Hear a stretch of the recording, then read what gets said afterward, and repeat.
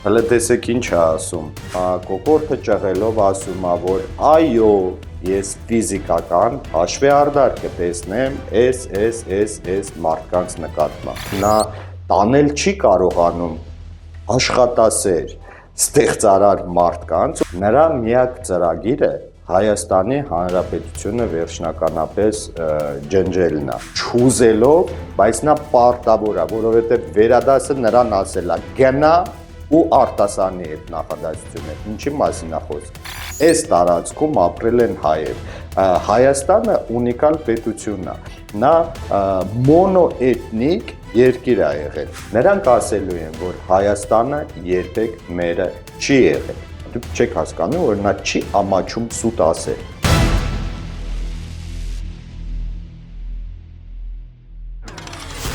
Հələ տեսեք ինչ է ասում,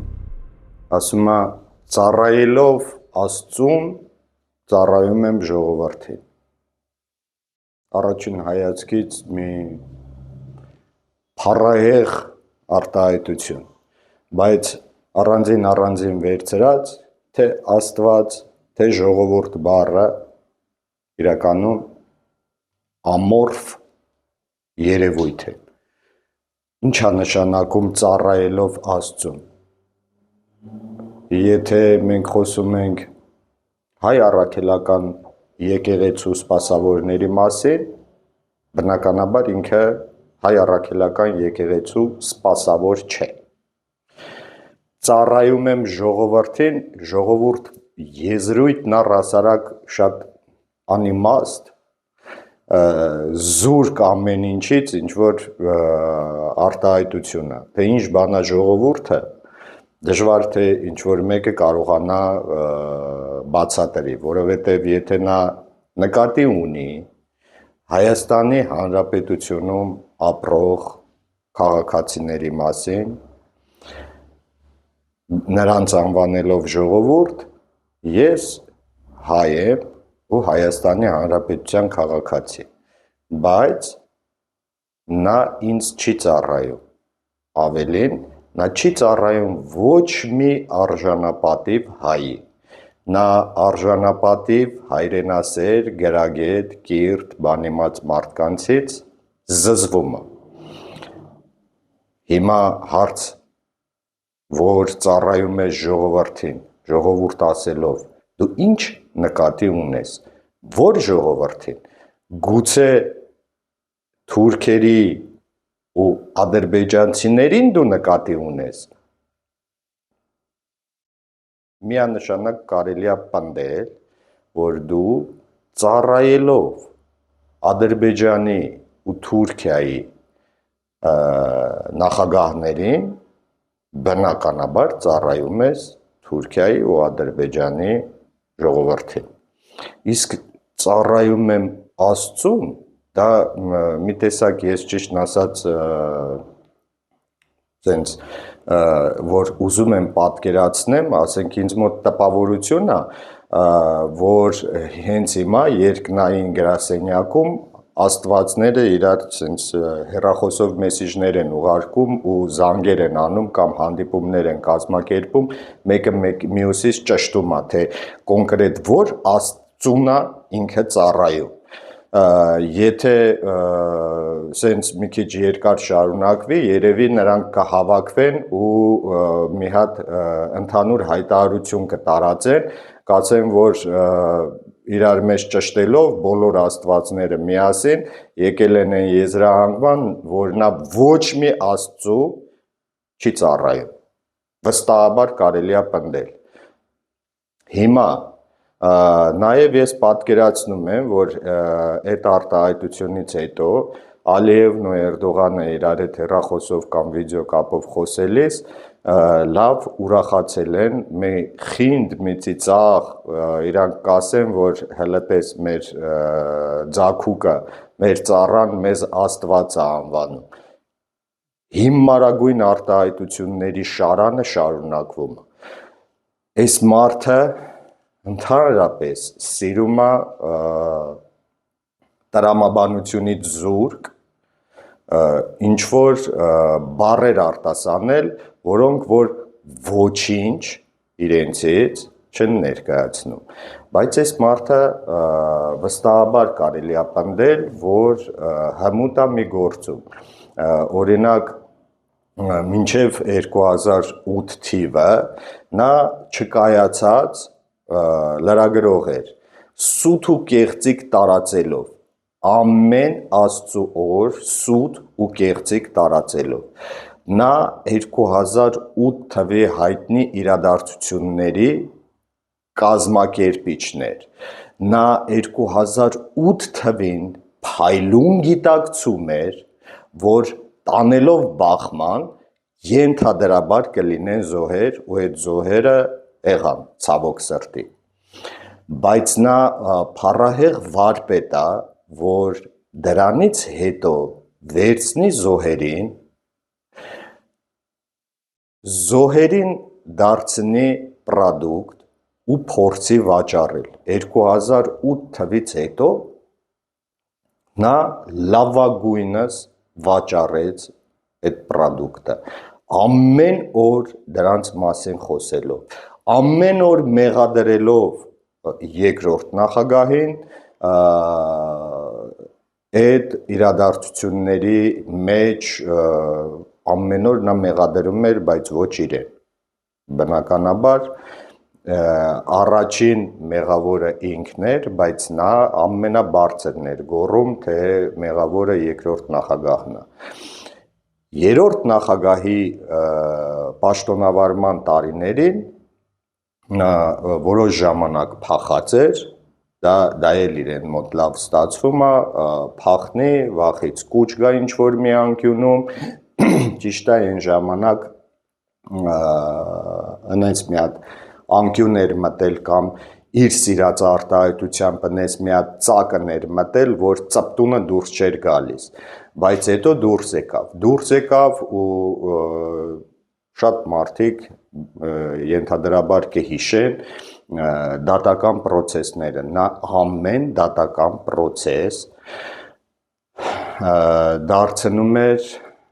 շոու, ամեն դատական պրոցեսի ժամանակ նա մեղադրում էր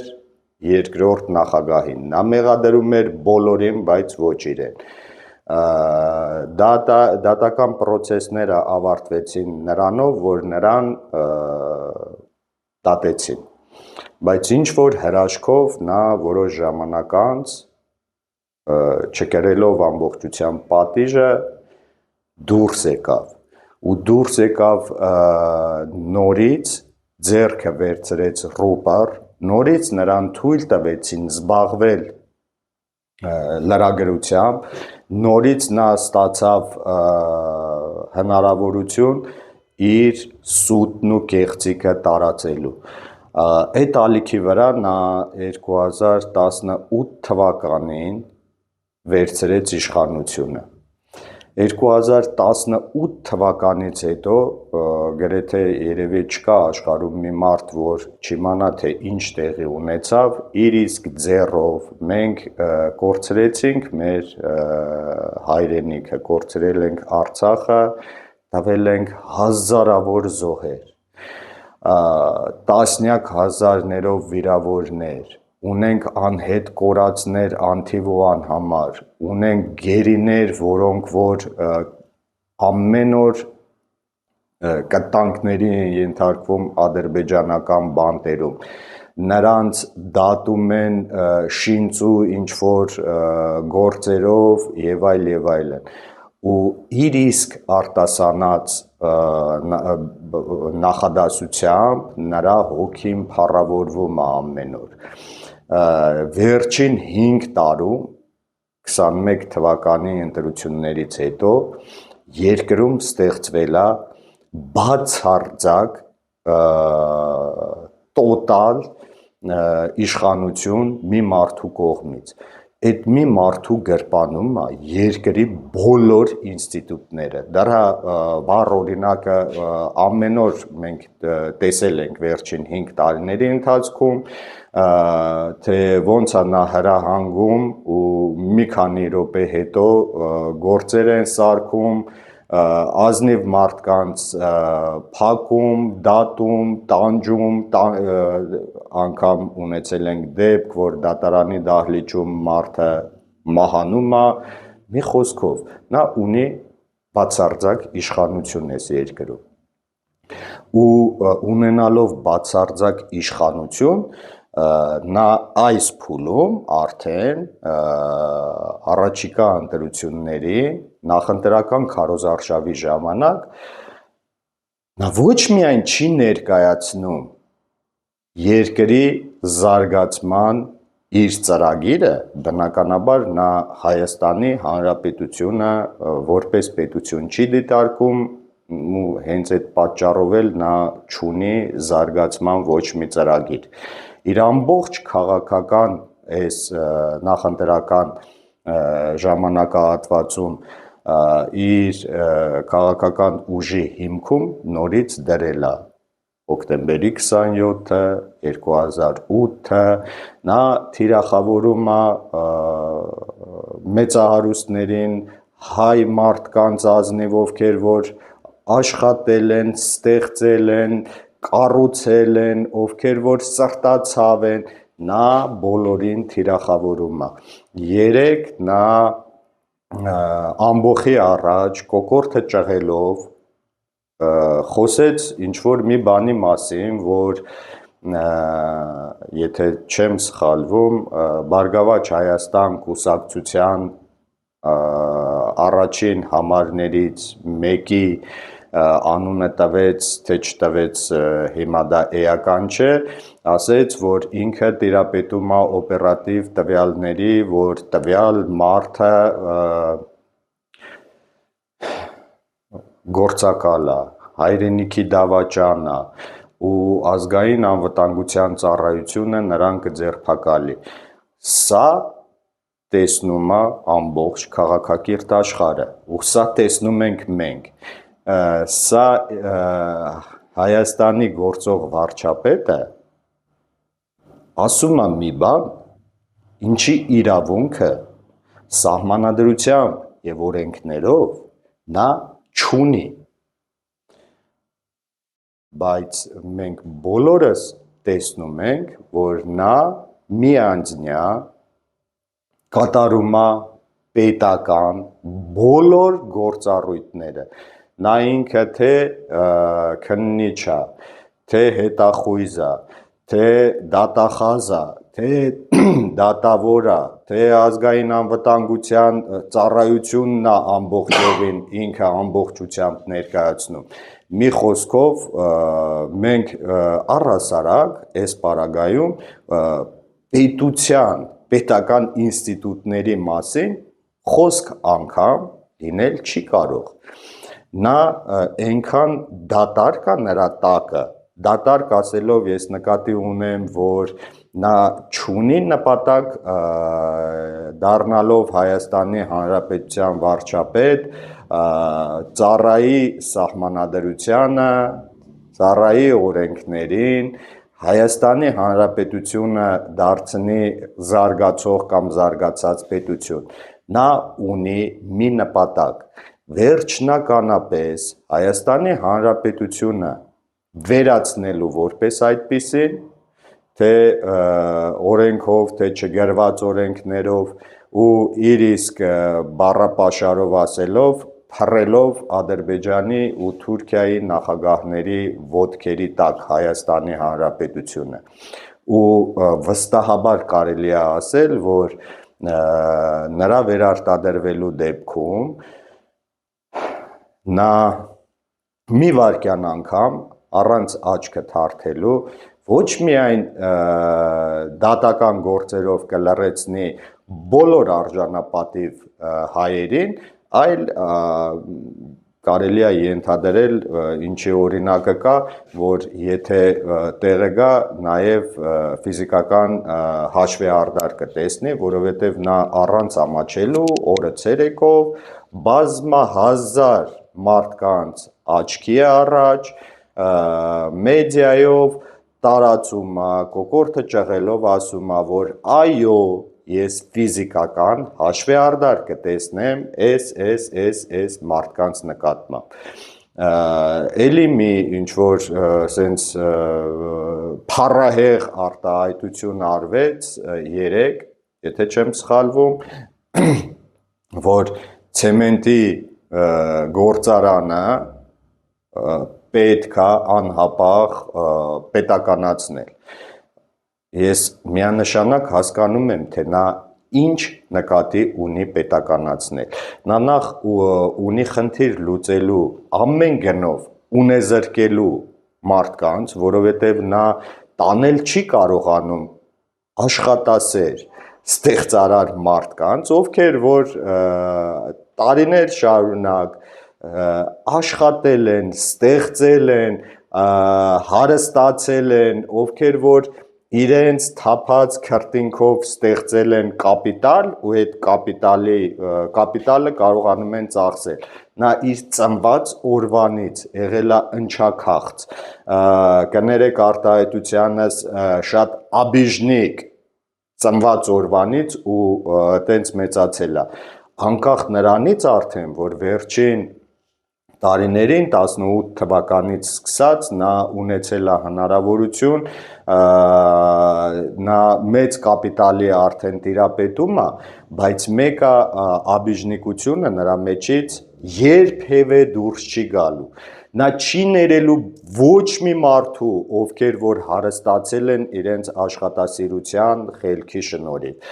Անկախ նրանից, թե նա կունենա հիմա տասնյակ միլիարդներով կապիտալ, բայց մեկը նա իրեն նսեմացած է զգում բոլոր այն մարդկանց նկատմամբ, ովքեր որ նմանատիպ կապիտալ կամ դրանից անգամներով քիչ կապիտալ ստեղծել են, բայց իրենց խելքով, աշխատասիրությամբ։ Հիմա նա նորից հայտ է ներկայացրել ու մասնակցում է նախընտրական քարոզարշավի։ Այն որ նա չունի արդեն ծրագիր Հայաստանի Հանրապետությունը զարգացնելու, դա ակնհայտ է։ Նրա միակ ծրագիրը Հայաստանի Հանրապետությունը վերջնականապես ջնջելն է,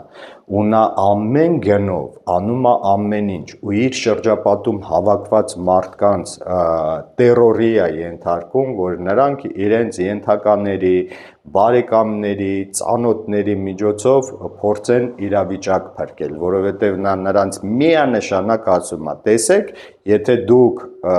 չանեք ու մենք բավարար ձայներ չստանանք, չձևավորենք կառավարություն, դուք բոլորդ,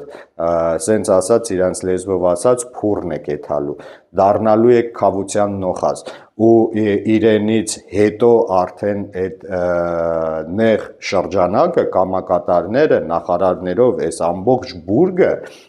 դա արդեն գիտակցել է, եթե մինչև այս նրանք դա չէին գիտակցել, շատ հնարավոր է, որ գաղափար անգամ չունեին, թե ինչ է կատարվում, հիմա նրանք դա լավագույնս գիտակցել են, ու նրանք փաստի առաջ են կանգնել, ու սեփական կյանքը փրկելու, սենց ասած, ու քավության նոխազ չդառնալու համար, նրանք պատրաստ են ամեն ինչի, իրենց բարեկամներին էլ նրանք կզոհաբերեն, մենակ թե ունենան հնարավորություն խորհրդարանում ձևավորել բացարձակ մեծամասնություն ու մնալ իշխանության։ Սա է նրանց միակ ուզածը։ Ուրիշ ոչ մի բան սրանք չեն ուզում։ Ոչ մի բան։ Հովիկ, ինձ մի հարց է հետաքրքրում հենց քո կողմից պատասխանը լսեմ։ Որպես հայ քաղաքացի, պաշտպանության նախարարը պետք է մտածի իր զինվորի կյանքի մասին, թե պետք է մտածի, թե իր զինվորը ինչի չի զոհվել։ Բնականաբար տրամաբանությունը ու յուրաքանչյուր բանական մտածող մարդ հասկանում է, որ պաշտպանության նախարարի ուղիղ գործառույթն է ստեղծել այնպիսի համակարգ, որը որ կապահովի յուրաքանչյուր զինվորի արժանապատիվ ծառայությունը, ու պատերազմական դրության ժամանակ մաքսիմում անել հնարավորն ու անհնարին, որ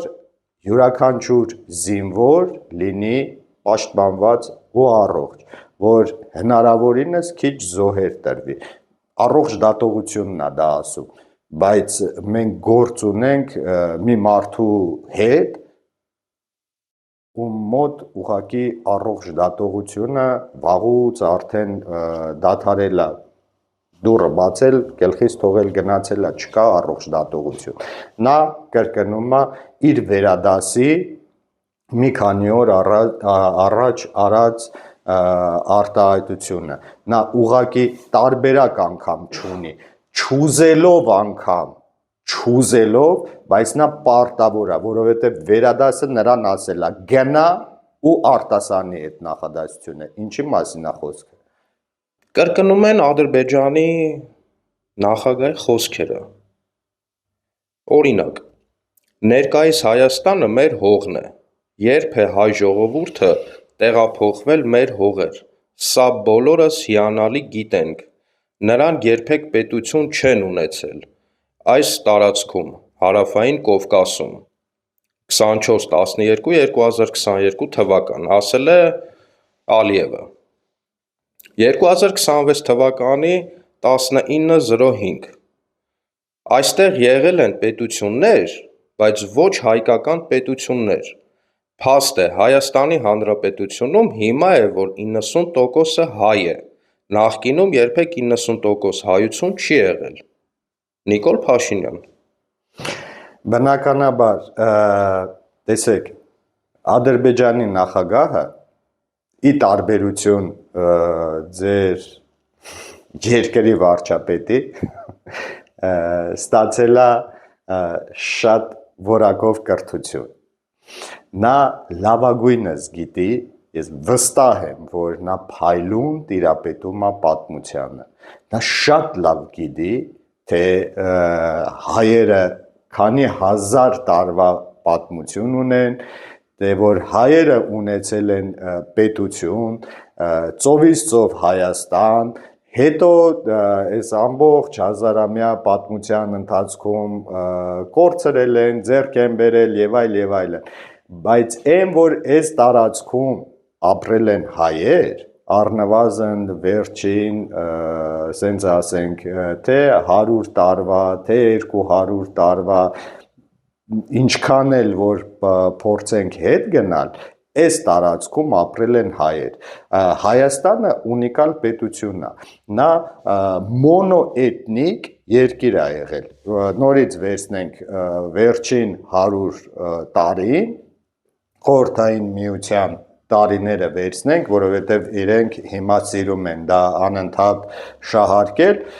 Հայաստանը եղել է մոնոէթնիկ պետություն։ Այսպիսի ունիկալ բան աշխարհում շատ քիչ կա, որը որ ցենց է ստացվել, Հայաստանը մոնոէթնիկ է եղել։ Դա նշանակում է, որ Հայաստանում միշտ ապրել են մաքսիմում նույն տարածքում այլ ազգերի փոքրամասնություն կազմող էթնիկ խմբերի հետ մաքսիմում շատ են եղել հայերը, բայց մենք գործ ունենք հիմա աֆերիստների հետ, ովքեր որ բնականաբար չի կարելի մեղադրել թշնամուն։ Ադրբեջանի նախագահը մեզ թշնամի նախագահը, մեր թշնամի երկիրն է, այդ թվում նաև Թուրքիայի նախագահը։ Նրանք բնականաբար ուզում են ու նրանց մոտ լավագույնը ստացվում է, որովհետև նրանք դրա վրա աշխատել են ու հենց հիմա նրանք կարողանում են իրենց ասածը պնդել ու առաջ տանել։ Հարցը այլ է, թե նրանց հակադարձելու մարդը բան է ասում, լավ է անում, որ ասում է, բա մենք ընդունակություն ունենք հակադարձելու, մեր հակադարձող համար մեկ հակադարձողը բնականաբար մոտիվացված չէ հակադարձելու, նա պետք է կրկնի դա, նրան շատ չի հետաքրքրում այս տարածքում հայեր են ապրել, այս տարածքում եղել է Հայաստան, մենք ունեցել ենք պետականություն, թե չէ, նրան ձեռնտու է, որ նա ասի այստեղ հայեր չեն ապրել, վաղը հող նախապատրաստելով, վաղը մյուս օրը նորից կրկնելու, նա սիրում է դա անել, նա ասեց Շուշին դժբախտ դժգույն քաղաք էր, տվեց գնաց, Արցախի վերջնական կապիտուլյացիայից ու բռնի տեղահանումից հետո նա ասում է դե հիմա Արցախը երբեք մերը չի եղել, դե հիմա այդ մարդուն ցանկացած գիտակից առողջ դատողություն ունեցող մարդ գիտի, որ այդ մարդը կոնկրետ Հայաստանի գործող վարչապետը Հայաստանի ու հայի թշնամին է, հիմա ամեն օր մենք փորձենք նրա խոսքերը վերլուծել, դրանից մենք ինչ ենք ստանում, ոչինչ, նա կոկորդը ճղելով գոռում ու ասում է, ու վստահաբար կարելի է պնդել, եթե հանկարծ գալիք ընտրություններում նրանց հաջողվի ձևավորել ու մնալ իշխանության, նրանք բոլոր նախատիր կանգնելու են ու ասել, այստեղ հայեր չեն ապրել, ոնց որ ազգային ժողովի նախագահը ասեց, որ դե լրագրողի հարցին, որ այն ժամանակ դու կոկորդը ճղելով ասում էիր մեր Արցախը, մեր հայրենիքը եւ այլն, ասես դե այն ժամանակ ես պրոպագանդայի զոհ էի, հիմա ջահել էի, չէի հասկանում, կրկնում էի մեր Արցախ, ինչ մեր Արցախ, Արցախը երբեք մերը չի եղել, նրանք բոլորը դա անելու են, նրանք ասելու են, որ Հայաստանը երբեք մերը չի եղել, հիմա նրանց հիմա պետքա լինի մարդ, ովքեր որ ի վիճակի է հակադարձելու Հայաստանի Հանրապետությունում, թե սրանց, թե ի վիճակի կլինեն հակադարձելու Ադրբեջանի նախագահին ու Թուրքիայի նախագահին, այլապես մենք միանշանակ վստահաբար կարելի է ասել, կորցնելու ենք ու այդ կորցնելով էլ ինչքան էլ ուզում ասեն այստեղ հայեր ապրել են թե չէ, երբ որ վերջնականապես կապիտուլացվի Հայաստանը, հունիսի 7-ի ընտրություններից հետո, եթե նրանք մնան իշխանության ու Հայաստան լինի ներգաղթ Ադրբեջանից, Ադրբեջանի նախագահի նշած թվերով 300,000 պատրաստված սուպեր պրոֆեսիոնալ դիվերսանտներ, նրանց հետևից վստահաբար կարելի է ասել, որ նա երևի թե 300,000-ի 10%-ի չափով նաև գործուղելու է Հայաստան զինված ինչ-որ մի խմբավորում, անունը դնենք, չգիտեմ, խաղաղապահներ, իրավապահներ, թե չգիտեմ ինչ, որոնք որ օրենքով զենք կրելու հնարավորություն կունենան, այսինքն պլյուս 30,000, 330,000-անոց բանակը 3 միլիոն բնակչության համար, դա կատաստրոֆա է, ինչի մասին է խոսքը, նրանք լուծելու են մի խնդիր, նրանք բնաջնջելու են ցանկացած հայրենասեր հայի, իսկ այն ինչը տակը մնալու է, այս որ հիմա ասում են, դե մենք քաղաքականությամբ չենք զբաղվում, տունը իրանց համար սենց նստած, հանգիստ, իրանց վարկով վերցրած ավտոն, մեկը պետական աշխատող է, մեկը չգիտեմ բիզնեսմեն է, վարկով ավտո ունի, հիպոթեկով տուն ունի, չգիտեմ ժամանակ առ ժամանակ ինքը կարողանում է իրան թույլ տալ գնալ արտասահման շրջագայության ու պուպուշ հագնվում իջնում Պուշկինի կամ չգիտեմ Սարյանի Կասկադի կաֆեներում ուտում խմում, այս 300,000 բարեկիրթ ադրբեջանցիները հերթով, կարգով ներխուժելու են իրանց տուն, իրենցից յուրաքանչյուրի տուն ու ուղղակի դեն են շպրտելու իրանց տներից, ով որ կփորձի ասի, որ վայ ես ինչ եք անում, տեղում սրիկը քաշեն, տակը ինչ կմնա, նրանք հլու հնազանդ ծառայելու են, այս որ խոսքի սկզբում ասեցի, ոնց որ շեշտում է ինքը ծառայելով Աստծուն ծառայում եմ ժողովրդին, Հայաստանում մնացած այն զանգվածը, ով որ հարմարվում է, ով որ տգետ է, տխմար է, ապուշ է ու չի հասկանում, նրանք այդ ժամանակ ամեն օր, ամեն առավոտ ծառայելու են այդ Ադրբեջանից Հայաստան տեղափոխված քաղաքացիների։ Երբ իրան հարցնում ես Տիգրանաշենի հարցով, մեր նա հանձնելու ես թե ինչ, գոռալով, բղավելով, քաղաքացիներին, լրագրողներին վրա տալով, ասում էր, որ ոչ,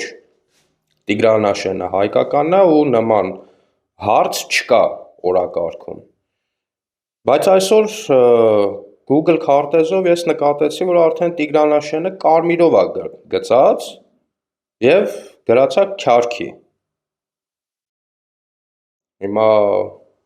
նորից ինքը իրեն հակասում է։ Ճիշտ է, ես չեմ ուզում ամեն հարցում անդրադառնամ իրան, բայց կարելի է ասած կադրի կենտրոնում ինքն է։ Եթե 2018 թվականին դեռ կային մարդիկ, ովքեր որ մտածում էին դե լավ, դե մարդ է, հիմա եկել է, հələ թողենք աշխատեն եւ այլն, դե հիմա բանա ասում է, այսօր գրեթե չի մնացել մարդ, ով որ չգիտակցի, որ այս մարդը ունի մի խնդիր լուծելու, նա այդ խնդիրը արդեն գործով ապացուցել է, չկա Արցախ, Արցախահայությունը տեղահանվել եկել է Հայաստան, նրանք ապրում են, նրանցից շատերը ապրում են ահավոր վատ վիճակում, Արցախահայությանը վերջերս կոնկրետ իրենց իսկ վստահաբար կարելի է ասել, որ իրենց իսկ նախաձեռնությամբ նկարված վիդեո ռոլիկի մեջ նա ներկայացրեց որպես ահաբեկիչների, դրանով հող նախապատրաստելով Արցախահայության համար կամ նրանց նկատմամբ հակաահաբեկչական որոշակի գործողություններ անելու։ Նա երբ որ ասում է, որ չկա օրակարգում նման հարց, նա ուղղակի դուք չեք հասկանում, որ նա չի ամաչում սուտ ասել։ Նա ուղղակի չի ամաչում, ինչի ամաչի, նա ունի մի խնդիր ու այդ խնդիրը լավագույնս լուծում է, նա վերջնականապես ջնջում է հային էլ, Հայաստանն էլ, վաղը մյուս օր նրանք կկանգնեն ու կասեն, որ պատմաբանները ստել են, որ հայ որպես այդպիսին չի եղել, Մեսրոպ Մաշտոցը, չգիտեմ, ինչ-որ արհեստական բանականությամբ ստեղծած, հորինված ինչ-որ գրքային հերոս է եղել, որ այս հայկական տառերը երբեք էլ հայկական չեն եղել, պրոստը մենք անամոթաբար վերցրել ենք ու դարձրել ենք մերը։ Վստահաբար կարելի է ասել, որ նրանք նման բաներ կասեն։ Խնդիրը հետևյալի մեջ է, կա մարդ, ով որ ընդունակ է ոչ միայն հակադարձելու, այլ նաև ունի ռեսուրս։ Ես գիտեմ, որ կան Հայաստանում առայժմ մարդիկ, ովքեր որ ունեն ռեսուրս, բայց ինչ-ինչ պատճառներով նրանք օգտագործում են ոչ լիարժեք կամ չգիտեմ ինչի, ես դրա պատճառը չգիտեմ, իսկ ովքեր որ փորձում են որոշակի ռեսուրսների տիրապետելով քայլեր անել, նա միանգամից գործ է կարում, հետ մարդկանց դատապարտում է, հետ մարդկանց փակում է բանտերում, լռեցնում է ու ասում է, որ նրանց կունե զրկի։ Ինչի մասին է խոսքը։ Շնորհակալություն Հովիկ։ Ես եմ շնորհակալ։